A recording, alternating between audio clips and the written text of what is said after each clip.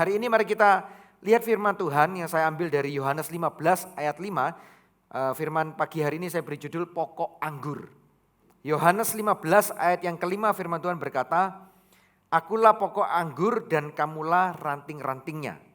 Barang siapa tinggal di dalam aku dan aku di dalam dia, ia berbuah banyak. Sebab di luar aku kamu tidak dapat berbuat apa-apa. Yohanes 15 ayat 5 berkata, akulah pokok anggur. Diawali dengan kata akulah. Ya, kita mengenal di kitab Yohanes ini ada 7 kali Yesus berkata akulah. Dalam bahasa asli ego emi. Artinya hanya aku, gak ada yang lain. Jadi waktu Yesus berkata akulah pokok anggur, mungkin bisa jadi ada pokok anggur yang lain. Waktu Yesus berkata akulah, ego emi itu artinya hanya aku. Jadi waktu Yesus berkata hanya aku pokok anggur. Bisa jadi orang-orang yang ada di sekitar Yesus waktu itu, saat itu, kondisi hari itu, orang-orang itu sedang punya pokok anggur yang lain yang ada dalam kehidupan mereka. Dalam kehidupan kita hari ini pokok anggur itu berkata tentang sesuatu yang bersifat sumber. Gitu. Pokok itu sumber. Yesus kan ngomong akulah pokok anggur, kamu itu rantingnya. Nah ranting itu tidak bisa lepas dari pokoknya. Ranting itu harus terhubung dengan pokoknya. Oleh sebab itu yang disebut sebagai kematian kekal itu adalah ketika manusia dan Allah itu terpisah selama-lamanya. Tidak lagi terhubung. Jadi dengan kata lain pokok anggur itu bicara tentang hubungan. Pokok anggur tidak bicara tentang objek tertentu, tidak sedang ngomong tentang identitas siapa pokoknya, siapa rantingnya. Meskipun Yesus menunjukkan bahwa pokok itu adalah Yesus sendiri dan rantingnya adalah saudara dan saya, orang-orang yang percaya kepada dia. Tapi bukan topik itu yang sedang Yesus bahas. Yesus sedang ngomong tentang hubungan. Karena ranting tidak akan pernah bisa hidup kalau dia tidak terhubung dengan pokoknya. Dan Yesus sedang ngomong akulah pokok. Pertanyaannya, di sepanjang hidup kita sampai hari ini, melewati tahun-tahun yang sudah lewat kemarin, atau kalau kita tidak bicara tentang tahun, mungkin ngomong tentang hidup kita sendiri. Ada sebagian dari Bapak Ibu Saudara yang sudah hidup 50-60 tahun, ada yang sudah hidup 40 tahun, 30 tahun, dan lain sebagainya. Pertanyaannya, selama saudara melewati tahun-tahun hidup saudara, benarkah bahwa Yesus adalah satu-satunya pokok dalam hidup saudara? Kita seringkali bisa menjawab pertanyaan ini dengan mudah. Ya, Yesus pokok. Karena saya orang Kristen. Karena saya percaya Kristus satu-satunya juru selamat dalam hidup saya. Tentu Yesus pokok. Tapi apakah kita sudah melihat betul hidup kita? Apakah Yesus yang pokok ataukah pekerjaan saudara pokok dalam hidup saudara? Apakah betul Yesus satu-satunya sumber dalam hidup saudara, ataukah ternyata kekayaan saudara adalah sumber satu-satunya, income saudara, atau sebagian orang di tempat ini merasa talenta saudara, hobi saudara, atau sebagian orang di tempat ini merasa bahwa orang tua saudara satu-satunya. Kalau kita ditodong dengan pertanyaan, Yesus siapa bagi Anda? Yesus adalah Tuhan saya. Pertanyaan itu mudah kita jawab. Yesus adalah satu-satunya Allah yang berkuasa. Pertanyaan itu mudah langsung kita jawab secara instan. Yesus Tuhan. Tapi apakah betul Yesus yang adalah Tuhan? Menurut pengakuan kita, benar-benar kita menempatkan dia sebagai Tuhan di hati kita, di hidup kita.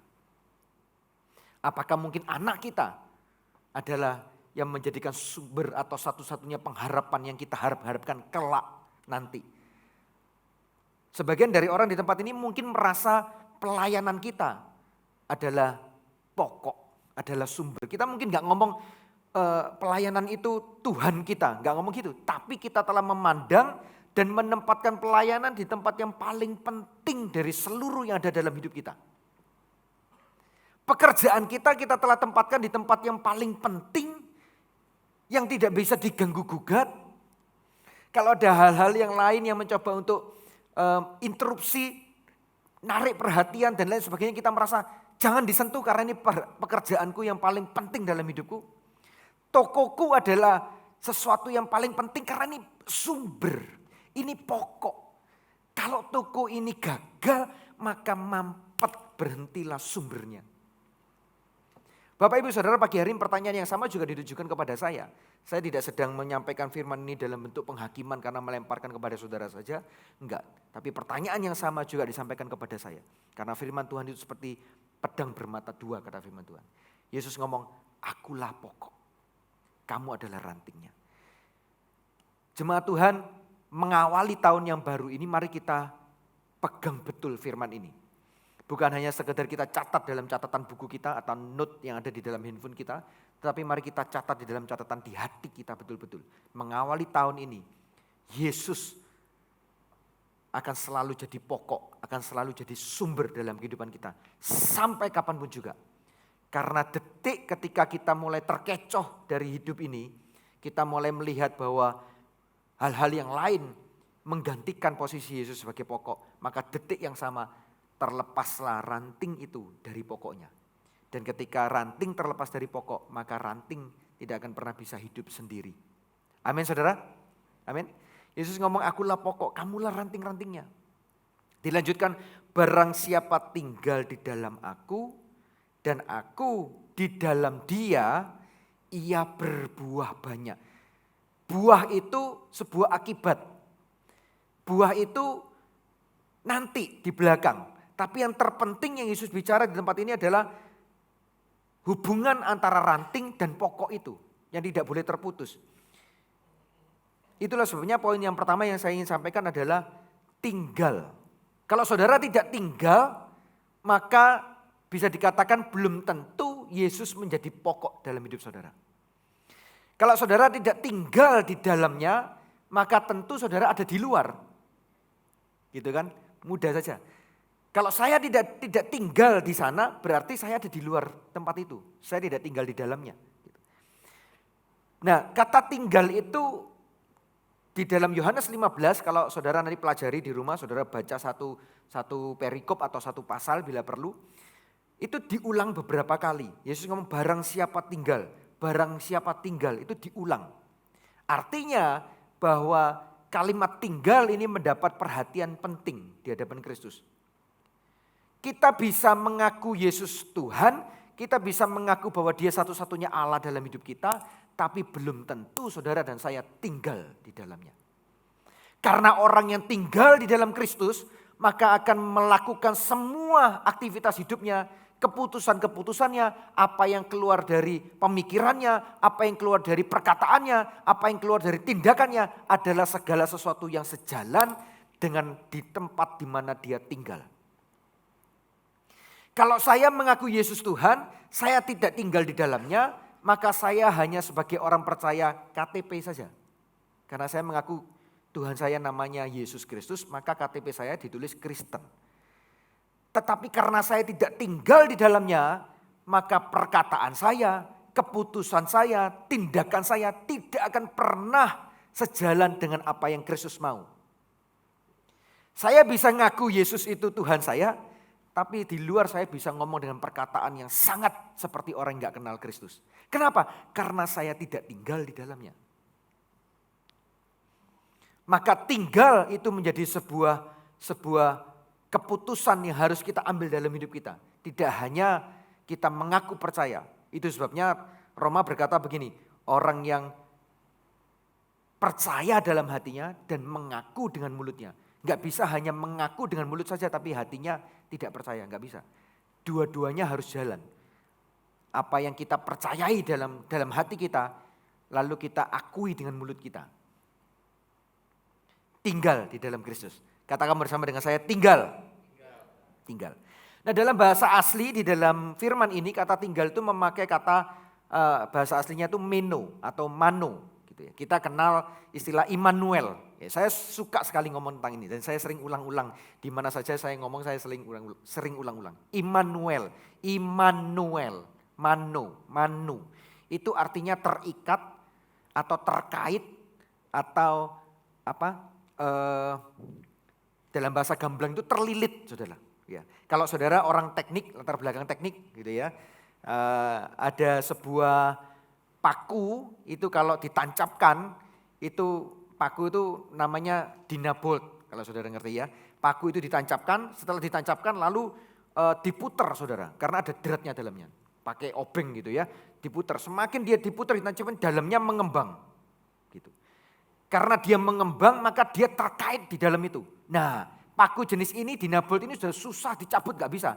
Kalau paku biasa, cuman lurus biasa, dia ujungnya tajam, dia tancap, selesai. Itu pun dicabut sulit kan ya. Nah yang dinabolt ini setelah dia tancap, di atasnya ini, di depannya itu diputar lagi pakai obeng. Lalu dalamnya mengembang. Karena dia mengembang, dia desak ke kanan, desak ke kiri, maka ini sudah sangat-sangat terikat sekali. Mano itu kurang lebih seperti itu. Saudara dan saya tidak bisa hanya masuk dan mengakui dia sebagai Kristus, tapi saudara perlu bertumbuh, berkembang di dalamnya. Itulah yang membuat saudara terikat mano dengan Kristus. Kalau saudara hanya mengakui saja, saudara nggak pernah bertumbuh di dalam, saudara nggak pernah berkembang di dalamnya, maka kalau terjadi sesuatu dalam hidup saudara, hal-hal yang signifikan terjadi dalam hidup ini, maka saudara seperti paku yang mudah sekali ditarik dan lepas. Gitu. Nah ranting kalau enggak terhubung dengan pokoknya, maka ranting itu tidak bisa hidup. Hati-hati. Immanuel itu artinya imano, terhubung, terkait. Dalam bahasa Inggris abide. Ya. L itu Allah, terhubung, terkait, terlilit dengan Allah. Makanya dalam terjemahan kita sehari-hari, Immanuel itu disebut sebagai Allah beserta kita. Gitu ya. Tapi artinya sesungguhnya kita yang terpaut, terhubung dengan Allah. Immanuel. Kalau kita terpaut, terkait dengan Allah, maka selama-lamanya saudara dan saya tidak akan pernah terpisah dari Allah. Gitu. Karena seperti tadi yang saya katakan, kematian kekal itu bukan tentang akhir hidup manusia itu rohnya dilempar ke neraka, bukan tentang itu. Kematian kekal itu berbicara tentang keterpisahan antara manusia dan Allah selama-lamanya. Tidak akan pernah punya kesempatan untuk kembali terhubung lagi. Itu namanya kematian kekal. Oleh sebab itu mari kita tinggal di dalam Kristus. Amin. Bukan saja kita mengakui dia sebagai Tuhan kita, Juru Selamat kita, tapi mari kita tinggal di dalamnya. Tinggal.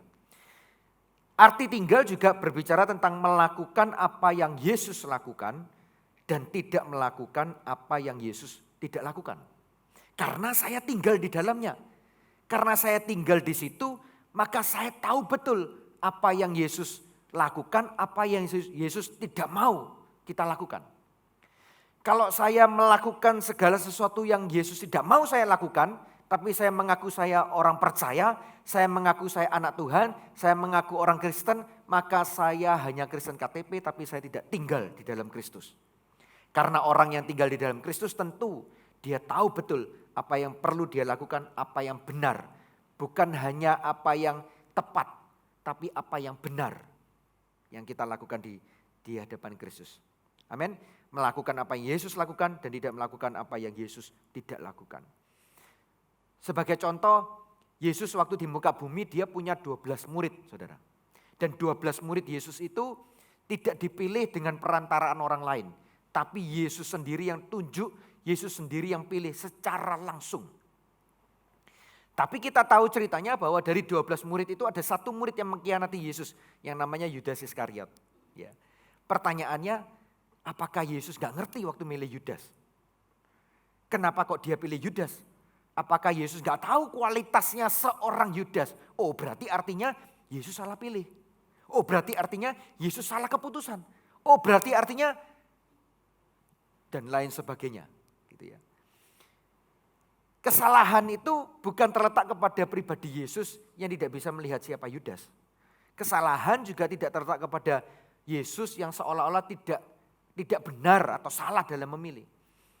Tapi respon yang terjadi itu harusnya ada di dalam tangan Yudas sendiri. Yudas bisa jadi menjadi seorang murid yang langsung ditunjuk oleh Kristus, oleh Yesus menjadi muridnya. Tetapi Yudas tidak pernah tinggal di dalam Kristus. Yudas punya status sebagai murid Kristus.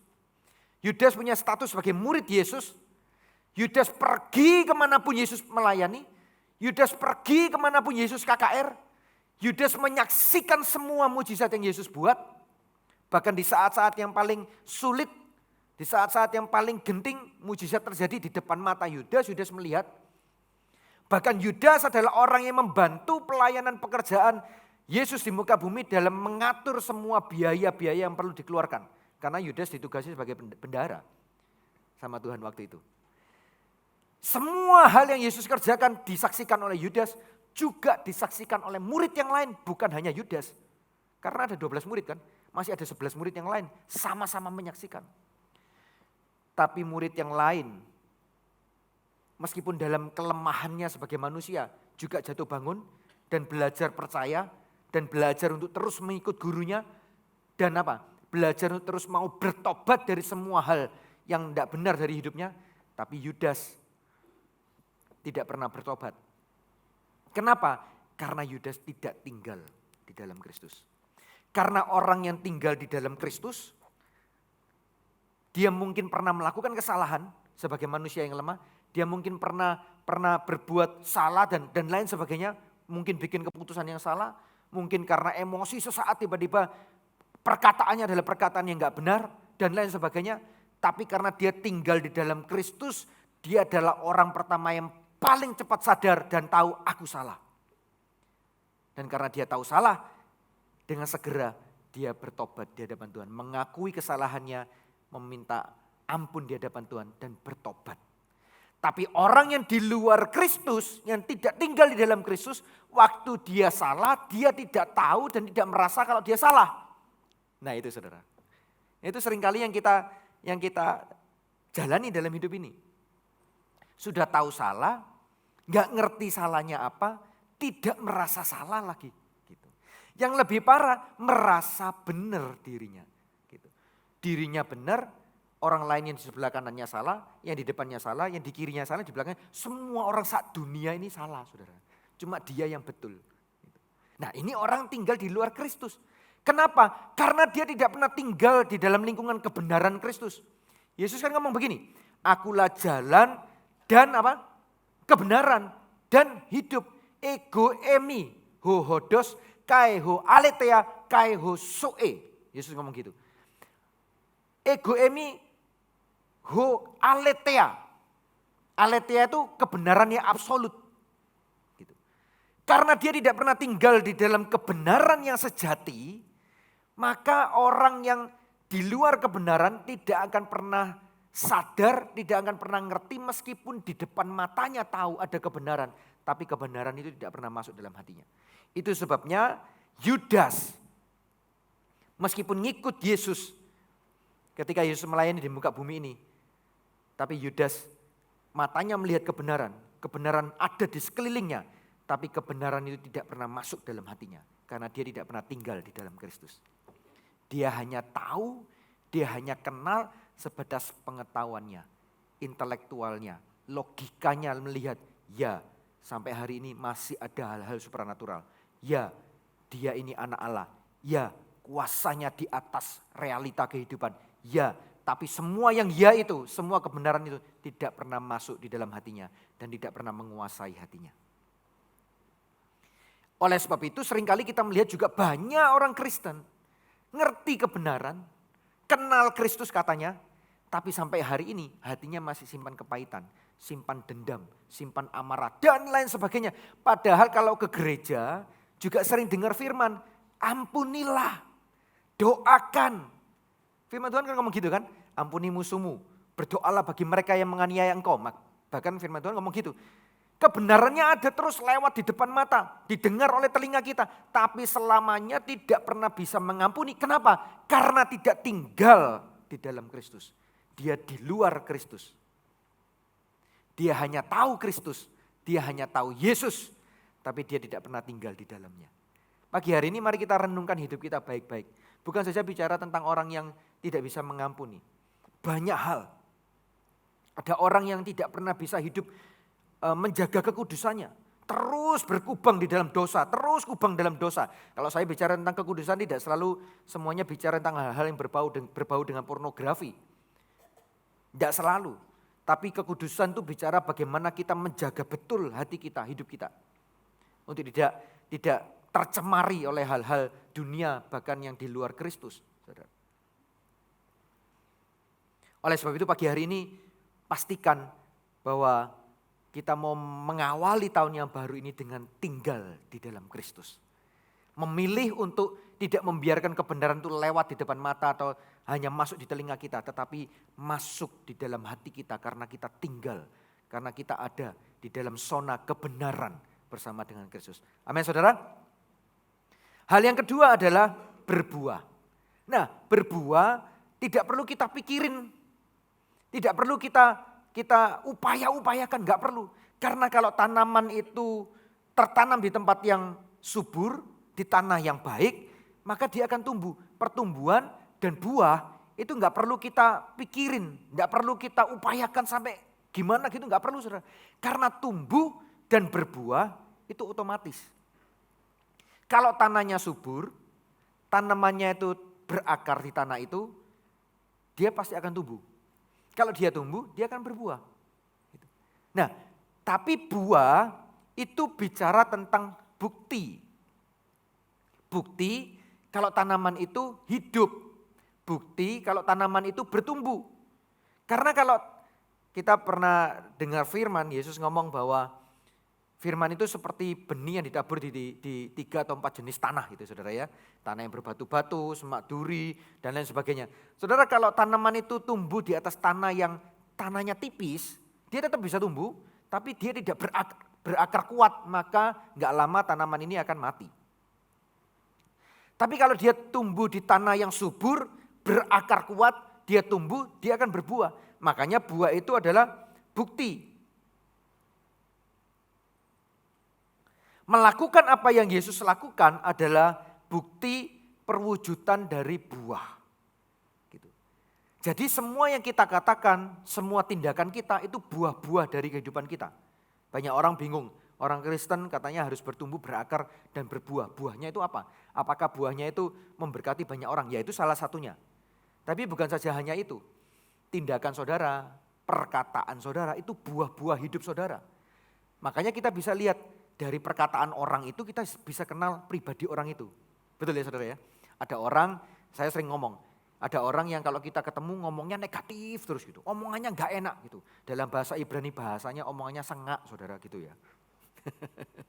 Omongannya gak enak gitu, bau gitu pokoknya. Kalau ngomong itu gak pernah manis, gak pernah baik. Nah dari perkataannya kita tahu kualitas hidup orang itu. Kalau ketemu dengan orang, ada orang yang ngomongannya pesimis terus gitu. Gak pernah positif, gak pernah pokoknya ngomong sesuatu yang gak pernah optimis gitu perkataannya. Pesimis terus, ngomong tentang kegagalan, ngomong tentang kekhawatiran ini itu dan lain sebagainya. Ada orang kalau ketemu lagi ngomong itu yang dikatakan adalah perkataan-perkataan yang curiga terus. Curiga ini, curiga itu, curiga ini, curiga terus isinya. Nah dari perkataan itu kita bisa mengenal orangnya, pribadinya. Kenapa? Karena perkataan adalah salah satu buah dari hidup kita. Selain perkataan juga tindakan. Ada orang yang tindakannya kasar gitu, sembarangan. Nah oleh sebab itu kita perlu betul-betul memastikan bahwa kita tinggal di dalam Kristus. Kalau kita tinggal di dalam Kristus maka apa yang keluar dari perkataan kita, apa yang keluar dari tindakan kita gak perlu kita pikir-pikirin, gak perlu kita atur-atur demikian rupa. Malah nanti jadi sebuah drama saudara. Gak asli gitu ya, gak otentik. Kalau kita tinggal di dalam Kristus, tinggal kita itu tinggal yang sejati di dalam Kristus, maka otomatis perkataan kita adalah perkataan yang baik. Tindakan kita juga adalah tindakan yang baik sebagai seorang yang percaya kepada Kristus. Lihat Petrus, kebalikan dari Yudas tadi. Kalau Yudas karena dia merasa ada banyak hal yang Yesus lakukan gak cocok, gak sesuai dengan hatinya, diam-diam dia simpan sesuatu yang pahit dalam hatinya. Maka actionnya dia berujung kepada dia mengkhianati Yesus. Tapi lihat Petrus, berapa kali Yesus itu menegur Petrus. Berapa kali Yesus ngomong sesuatu yang gak enak gitu. Petrus itu bahkan pernah diomong sama Yesus, nyalah kau iblis gitu, pernah loh. Saudara pernah digitukan sama orang lain atau teman saudara atau siapa gitu, lagi ngomong di iblis nyah gitu, pernah gitu saudara. Kalau saudara pernah ngalami itu, mungkin hati saudara bisa dongkol, bisa marah, emosi gitu ya. Orang ganteng-ganteng gini dibilang iblis gitu kan. Tapi Petrus itu ya sudah pernah dikatain gitu sama Yesus. Petrus itu hatinya itu loh, mau belajar, hatinya tuh lembut, gak masalah itu. Bahkan waktu dia di perahu, masih ada waktu ada badai, semua teriak hantu, hantu gitu kan. Coba kalau Petrus ingat-ingat dia pernah dikatain iblis sama Yesus. Mungkin dia juga ikut teriak gitu. Temannya teriak hantu, dia teriak iblis gitu kan. Tapi Yesus ngomong gini, aku ini, jangan takut. Gitu. Yesus sudah ngomong, ini aku, gitu. Jangan takut, datanglah kemari. Petrus lihat ya, orang yang lemah, sering bikin kesalahan, tapi waktu Yesus ngomong, datanglah. Gitu. Petrus itu ikut perkataan Yesus, langsung melangkah. Tindakan-tindakan yang dilakukan oleh Petrus adalah tindakan sebagai seorang yang bergantung penuh kepada pribadi siapa yang dia percaya. Meskipun seringkali dia gak sempurna, meskipun seringkali dia itu banyak melakukan kesalahan. Yesus negur juga, tapi dia tuh mau gitu, mau ditegur, mau berubah, mau bertobat. Makanya buah-buah yang keluar dari hidup Petrus, kelihatan siapa sosok Petrus ini. Meskipun banyak kelemahan gitu. Buah adalah bukti identitas dan ukuran kedewasaan. Dari buah kita tahu kualitas pohonnya. Dari buah kita tahu dari buah itu bukan hanya kita mengenali ini pohon apa, bukan hanya itu. Tapi kita mengenal kualitas dari pohonnya. Dengan kata lain, dari perkataan kita, dari tindakan kita, orang tuh bisa mengenal kualitas hidup kita. Amin saudara. Matius 7 ayat 16 sampai 18. Firman Tuhan berkata begini.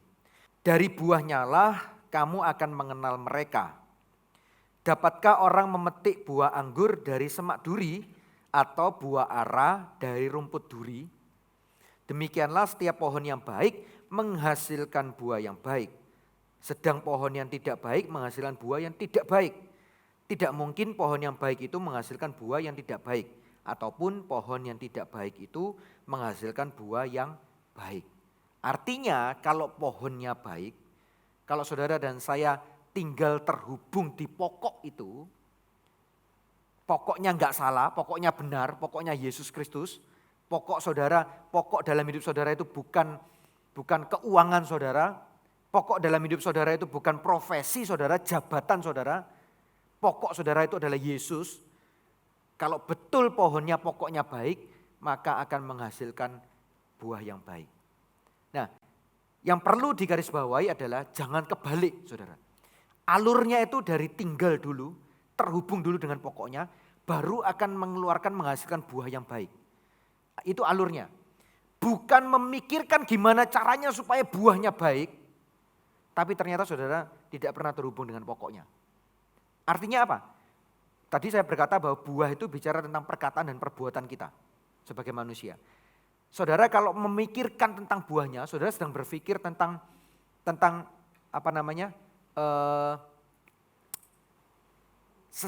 segala sesuatu yang bersifat citra diri. Gitu. Saudara berpikir gimana caranya ya supaya saya bisa berkata-kata baik, supaya bisa elegan, supaya bisa dihargai orang. Gimana caranya ya supaya tindakan saya itu dipandang orang saya sebagai orang yang baik. Nah saudara salah berpikir, alur saudara kebalik. Saudara harus perlu dulu hidup tinggal bersama dengan Kristus, maka perkataan dan perbuatanmu akan mengikuti seperti apa yang tempat di mana saudara tinggal, pokok di mana saudara terhubung. Paham maksud saya? Dengan begitu maka buah yang saudara hasilkan adalah buah yang sejati. Gitu. Bukan pencitraan.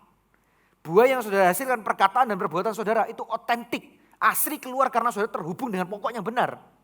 Makanya Yesus ngomong akulah pokok. Gitu. Akulah, hanya aku. Jangan jadikan yang lain sebagai pokok saudara. Amin saudara. Oleh sebab itu makanya Yesus menutup dengan kalimat begini. Sebab di luar aku kamu tidak dapat apa? Berbuat apa-apa. Gak bisa berbuat apa-apa saudara. Karena waktu saudara gak bisa tinggal, waktu saudara tidak tinggal dan melekat kepada pokoknya, saudara hanya berupaya melakukan semua tindakan keseharian saudara. Itu pada suatu hari nanti dilempar ke api dan hangus dan hilang. Karena semuanya hanyalah citra belaka. Kita bisa mengenal si A, si B, orangnya baik ya. Orangnya begini ya, begitu ya. Coba tanya keluarganya. Coba tanya orang yang paling dekat dengan dia. Apakah penilaiannya sama dengan seperti saudara menilai dia? Jangan-jangan orang paling terdekatnya dia mengenal dia sebagai sosok pribadi yang sangat galak, kejam, dan lain sebagainya. Loh kok bisa topengnya banyak gitu ya? Nah karena itu kebalik. Dia alurnya dari sana ke sini. Harusnya dari sini dulu baru ke sana. Gitu. Mari kita jadi orang percaya, jadi orang Kristen yang otentik dalam hidup ini. Tapi bukan buah yang kita kejar. Bukan buah yang kita pikirin. Yang kita sedang kejar, yang kita sedang benar-benar mau fokus itu adalah bagaimana apakah aku selama ini benar-benar terhubung dengan pokoknya. Apakah aku tinggal di dalamnya. Amin saudara. Mari kita renungkan hidup kita semua saudara di tempat ini. Saya nggak ngerti saudara melalui dan melewati musim apa saja dalam hidup saudara. Tapi Yesus ngomong gini, kalau kamu tidak tinggal di dalam aku, kamu tidak dapat berbuat apa-apa. Tapi orang yang tinggal di dalam Kristus ada sebuah jaminan kepastian. Saya mau bacakan kepada saudara sebagai ayat penutup pagi hari ini di dalam Filipi 4 ayat 13 dalam terjemahan New King James Version. I can do all things through Christ who strengthens me. Orang yang tinggal di luar Kristus tidak dapat berbuat apa-apa. Tapi orang yang tinggal bersama Kristus, firman Tuhan ngomong, aku ini dapat melakukan banyak hal, segala sesuatu bersama Kristus. Itu kata kuncinya. Garis bawahi bersama Kristus karena kita tinggal di dalam Kristus. Saudara dan saya tidak bisa berbuat apapun di dalam hidup ini kalau kita di luar Kristus. Makanya kita bisa melakukan banyak hal bersama dengan Kristus. Kalimatnya dilanjutkan begini. Yang menguatkan aku. I can do all things through Christ who strengthens me. Semakin kita tinggal di dalam Kristus, semakin kita dapat melakukan banyak hal bersama dengan Kristus. Semakin kita berjalan melangkah bersama Kristus, semakin kita berjalan dengan kuat bersama dengan Dia. Itu sebabnya ada ayat yang berkata, kita akan seperti orang yang berjalan semakin hari semakin kuat untuk menghadap Allah di Sion. Di tahtanya yang kudus, di tempatnya yang mulia. Kenapa kita berjalan semakin hari semakin kuat? Karena kita enggak sendiri, kita tinggal di dalam Kristus. Kenapa kita berjalan semakin hari semakin kuat? Karena kita terhubung dengan pokoknya. Disitulah sumber hidup kita yang memberikan kita terus kekuatan dan kekuatan dan kekuatan. Karena firman Tuhan berkata, masa depan sungguh ada dan harapanmu tidak akan pernah hilang. Amin.